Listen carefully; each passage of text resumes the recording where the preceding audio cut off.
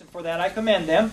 But many individuals would take advantage of citizens who are in the United States illegally and pay them a lesser wage and treat them in a way that's not humane or not proper because they recognize that they are fugitives from justice. And so they'll keep them and even hold them as prisoners or as slaves because those individuals can't go to the law for a recourse.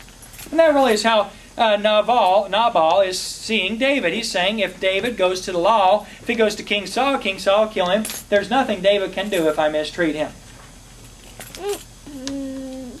But what he forgets is that David doesn't really need someone to defend him. David happens to be the greatest warrior in Israel. He really was. David had mighty men of valor, but those men followed David because he was the mightiest man of valor. David was a man after God's own heart, but he was a warrior. And he was the kind of guy that if every man in this room were to take on, he'd beat us all hands down. I'm serious. King David could take every one of us all together at the same time. Brother Dave, I know that hurts. I know you thought you were King David. But it's true. King David was a fighter. He was a warrior. His friend Jonathan that looked up to him, do you remember what he did?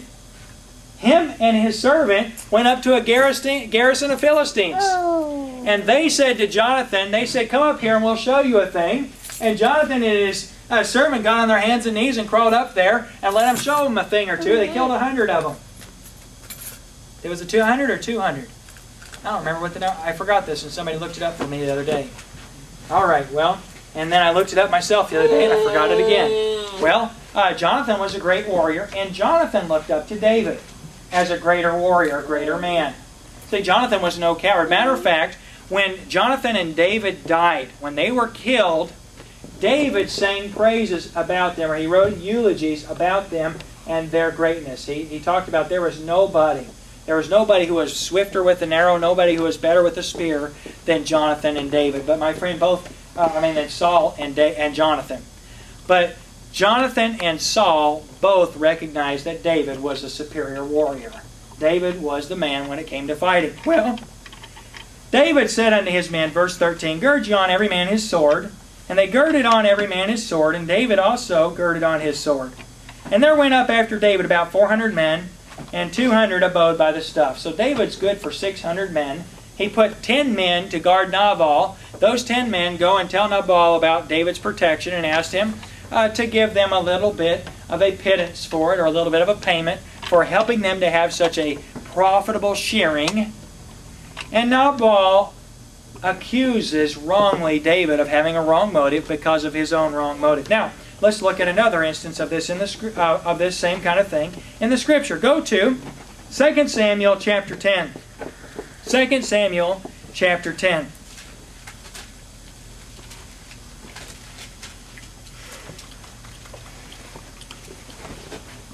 Chapter 10 of 2 Samuel.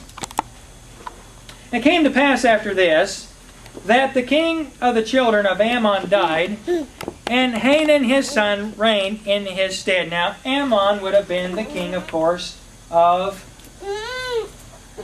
who? The Ammonites. And how were they related to the Israelites? Enemies? Cousins. They were cousins. They would have been cousins by who? Through who? Lot. Okay, Lot's children would have been the Ammonites and the Moabites. And so Ammon would have been... Did I say something wrong? Why is everybody laughing about that? That was me. Oh, did I say something wrong? No, you said something wrong. What did you say? Lot? No, what's up, guys? Oh, okay. All right. Okay, well, Chris said something funny. So we'll take a pause for that. Now, Ammon is related to Israel. And so because of that relationship, although God eventually says, you know what, we're going to have to destroy the Ammonites, because of their relationship, there's a mutual respect between Israel. Israel is not going to drive out their relatives, the Ammonites, because of God's blessing of Lot. Matter of fact, we understand from the Scripture that Lot believed God and his faith was counted him for righteousness, much in the same way that his uncle Avram, or Abraham, as we know him, was in the same way. Now, let's look at this story about motives. It came to pass after this that the king of the children of Ammon died, and Hanun his son reigned in his stead. Then said David, I will show kindness unto Hanun the son of Nahash, as his father showed kindness unto me. And David sent to comfort him by the hand of his servants for his father, And David's servants came into the land of the children of Ammon. Let me ask you a question. Does David have good motive here? Is David's motive good? What was David's motivation to be kind to Hanan? His kindness was... His dad was nice to him. And he said, I love the son because his dad was good to me. Well, look at what people said about David. Verse 3, And the princes of the children of Ammon said unto Hanan their lord, Thinkest thou that David doth honor thy father, that he hath sent comforters unto thee? Can you imagine Hanan sitting there? Here's Hanan, and he's got his counselors around him. And they said, do you think David is trying to honor you, that he loved your dad, and that he's trying to honor you? And Hanan going, I do think that. I think that's what Hanan thought, don't you? He sent young men to comfort him, and Hanan was glad about it. But these men saw a motive, and here's what they said, Hath not David rather sent his servants unto thee to search the city and to spy it out and to overthrow it? They said, do you think that's the real reason? Christian, I want to warn you about individuals that question motives. I want to warn you about individuals that question motives. Friend, you can tell when somebody deliberately does something wrong. It's plain as day, and it's easy for us to see. But when somebody takes something that is good and something that is kind and something that has a good reason for kindness, and they question it, you'd better look out. And Hanan's friends, his counselors, said, there could be another motive. If you're taking notes tonight and you're jotting down things about motive, jot this down. A possibility for wrong motives is not the same as a reality of wrong motives. Just because it's possible that somebody has a wrong motive doesn't mean it's true. And if there is a reason for a good motive, would you leave it at that? If somebody can have a good motive, there's a possibility for a good motive, the stated motive is good, then friend, why is it that we act on the possibility of the bad motive? See, let me ask you a question. Supposing these individuals were right. They weren't. We know what David's motive was, but supposing they were right. Supposing David was a liar. And supposing he sent his... Go ahead, hit the easy button. All right. Supposing his motive was to come and to spy out the land. What if that was his motive? Do you think God might deal with David? Did God ever teach his servants to lie? He never did. You say, oh, but Pastor, I know of instances in the Bible where good people died, or good people lied. Well, friend, do you ever find in the Bible where God says it was the right thing to do?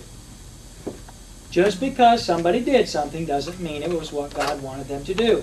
It could be the Bible is just giving an accurate account. You know, it's interesting, and this is just a side note, but this will help you when people bring attacks against God and His Word. You know, it's interesting that Christianity is the only religion in the world that points out the sins of its people. You ever hear Joseph Smith point out his sins? That was easy.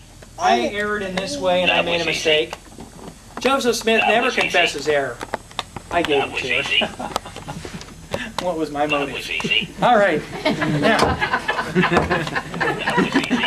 verse 3 or verse 4 of the Scripture says this then. Wherefore, Hanan took David's servants and shaved the one half of their beards, shaved off the one half of their beards, and cut their garments in the middle, even to their buttocks, and sent them away.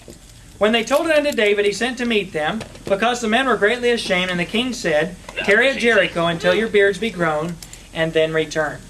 Okay, David sends these men in good faith, if you will, with a good motive. The men are received in bad faith with a bad motive, and they are abused and sent away back to David as an insult. Now let me ask you a question. If these men were come into the city to spy it out so that they could later come and attack the land, would it not have been wise for Hanan to kill them so they couldn't give a report?